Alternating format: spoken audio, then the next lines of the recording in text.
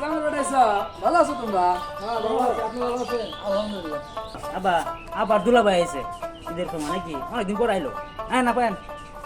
আরে শালা বাবু, তুমি কেমন আছো? হ্যাঁ দুলাভাই ভালো আছি।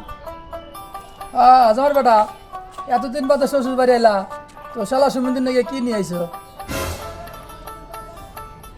আব্বা, আপনি যে গোড়টা দিছিলেন না, এটা বেচা ঈদের শপিং করছি।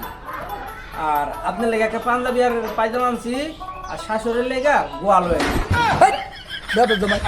বুয়া বাড়ি আরে আব্বা, আপনি রাগ করতেছেন কি? শাশুড়ি যে পান খায় না, সাথে যে সুপারি খায়, আমি বলতেছি হেডের গুয়া খায়। এই কারণে কইলাম গুয়া নিয়ে আসি, আসলে সুপারি লয়ে আসি। আরে বাবা আহো যাও বাড়তে হয়েছে